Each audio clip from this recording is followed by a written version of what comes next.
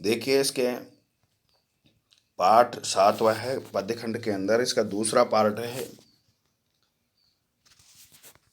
अभी न होगा मेरा अंत और मातृ वंदना के। तो पहला क्वेश्चन जो है, मृदुल बसंत जीवन के किस पड़ाव का प्रतीक है?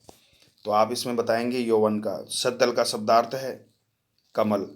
अभी न होगा मेरा अंत कविता में किस ऋतु के आगमन की बात कही गई है? तो आप कहोगे बसंत ऋतु के आगमन की बात कही।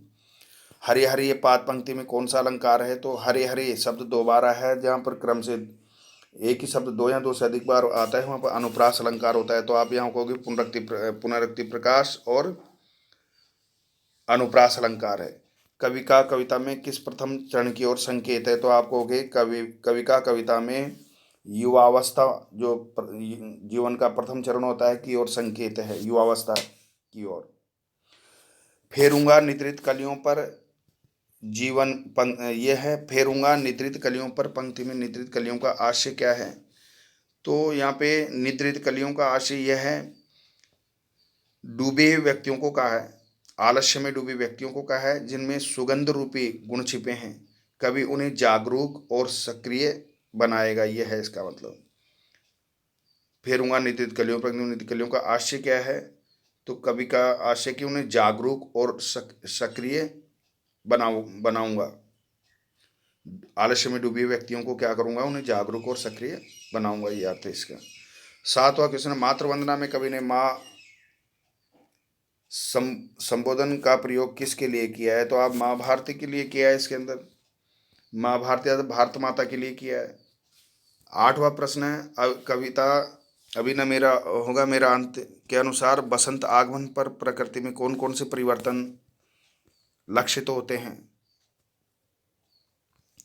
तो कविता अभिनव अनुसार बसंत आगमन पर, यानी बसंत ऋतु जब आती है तो प्रकृति के अंदर क्या क्या परिवर्तन होते हैं? तो कवि कहता है कि बसंत आने पर डालियों पर कलियां निकलने लगती हैं, कोमल कोमल पत्ते निकलने लगते हैं, कोमल छोटी छोटी जो अंकुरित होते हैं पत्ते, और उन छोटे छोटे कोमल पत्तों से पेड़ की टहनियाँ जो हैं छोटे पुष्पों से पत्तों से लद जाती हैं, और कुछ अध खिले व कुछ पूर्ण रूप से खिले हुए पुष्पों से लताएं डालियां मनोहरी बड़ी सुंदर प्रतीत होती हैं, जैसे उनका पत्तों का बिछोना जो है डालियों पर बिछ गया है। सारी प्रकृति में बसंत के प्रभाव से नवीनता आ जाती है, नयापन आ जाता है, और जीवन के प्रति समस्त प्राणियों में उल्लास उमंग भर जाता है। पेड़ पौधे हरे नवीन पत्तों से छा जाते हैं, आच्छादित हो जाते हैं, संपूर्ण परिवेश सुरम्य और मनोरम बन जाता है। बहुत ही अतीव सुंदर जो है दृश्य चारों ओर उपस्थित होता है। आगे जो क्वेश्चन है 9 निबंधात्मक है, अभी न होगा मेरा अंत कविता का मूल भाव स्पष्ट कीजिए। तो आप इसमें मूल भाव अभी न होगा मेरा अंत कविता के माध्यम से जो है कवि ने अपने परिश्रम से अर्जित सभी कर्म फलों को माँ के चरणों में समर्पित करना चाहता है। वह माँ भारती की मूर्ति को अपने आंसुओं के जल से नहलाना चाहता है। माँ भारती के चरणों में अपने जीवन का बलिदान देकर अपने आप को गौरवान्वित करना चाहता है। वह प्रतिज्ञ होकर या दृढ़ प्रतिज्ञा लेकर सकल श्रेय से अर्जित कर्म फलों को माँ भारती के चरणों में समर्पित करना चाहता है। यही इस कविता का भाव है। 10वां क्वेश्चन है,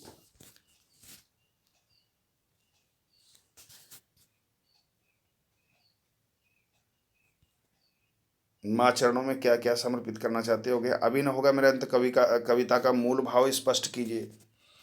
निबंधात्मक क्वेश्चन 10वां, अभी न होगा मेरा अंत। तो इसका मूल भाव यही है, अभी न मेरा ये जो कविता है अभी न होगा मेरा अंत, कवि निराला के जीवन दर्शन पर प्रकाश डालती है। कवि इस रचना द्वारा संदेश देना चाहता है कि मनुष्य को अपने जीवन को आत्मविश्वास एवं उत्साह के साथ व्यतीत करना चाहिए। जीवन का श्रेष्ठ सुअवसर युवावस्था होता है। मृत्यु की चिंता किए बगैर युवावस्था में जीवन का आनंद लेना चाहिए। समाज के सोए हुए लोगों को अपने आनंद तथा उत्साह से लाभान्वित करना चाहिए। कवि अंत की अवहेलना करते हुए जीवन के आरंभ को महत्व देना चाहता है। कवि को विश्वास है कि उसका जीवन लीला कभी समाप्त होने वाली नहीं आता, उसके जीवन का अंत होने वाला नहीं है। उसे सक्रियता से सार्थक जीवन व्यतीत करना चाहिए और दूसरे लोगों को भी प्रेरित करना चाहिए, ये इसका भाव है। मातृ वंदना कविता का केंद्रीय भाव अपने शब्दों में लिखिए। तो मातृ वंदना जो है इसका आप उत्तर लिखेंगे। मातृ वंदना राष्ट्रीय चेतना में देश प्रेम की भावना पर आधारित कविता है। निराला की राष्ट्रीय चेतना अति प्रखर और कई रूपों में प्रकट हुई है। उन्होंने सांस्कृतिक एवं सामाजिक परिवेश को जागृत करने का संदेश देश प्रेम से संबंधित कविताओं में दिया है। अपनी कविताओं के माध्यम से जो है ये संदेश देश प्रेम का संदेश जो है कविताओं के माध्यम से प्रस्तुत किया है। प्रस्तुत कविता में निराला ने माँ भारती की तन मन धन से सेवा करने और अपना सर्वस्व समर्पित करने का भाव जो है प्रकट किया है। कवि जीवन पथ की सभी विघ्न बाधाओं को पार कर अपने श्रम से एकत्रित समस्त सुख वैभव को माँ के चरणों में समर्पित करना चाहता है। कवि ने ये सत्य प्रस्तुत किया है कि एक न एक दिन जीवन का अंत जरूर होता है, इसलिए माँ भारती का हृदय में ध्यान कर अपना जीवन उसी के चरणों में बलिदान किया जावे तो इससे सच्ची मुक्ति प्राप्त हो सकती है। देश प्रेम की व्यंजना करना ही प्रस्तुत कविता का केंद्रीय भाव है, मुख्य भाव है। देश प्रेम के लिए व्यक्ति को अपने कर्म सौंदर्य का सुफल भारत माता के चरणों में समर्पित करना चाहिए और माँ भारती का ध्यान कर जीवन अर्पित करना पड़े तो तनिक भी संकोच नहीं करना चाहिए। इस प्रकार प्रस्तुत कविता में राष्ट्रीय चेतना में देश प्रेम की भावपूर्ण अभिव्यंजना हुई है। ये आप अपने आप करेंगे। निम्नलिखित पंक्ति से प्रसंग व्याख्या अभी मैंने आपको पीछे आई है, उसके अंदर व्याख्या पदों के अंदर उसके आधार पर आप कर लेंगे। ये पार्ट आपका जो है कंप्लीट हो गया। अब आप जो है भावार्थ समझ करके कॉपी के अंदर अपना रिटर्न वर्क कर लेंगे और उसके बाद में जो है आप इस पाठ के जो है प्रश्नोत्तर कॉपी के अंदर करेंगे और कॉपी में करके ये आपका पाठ 7 कंप्लीट हो गया।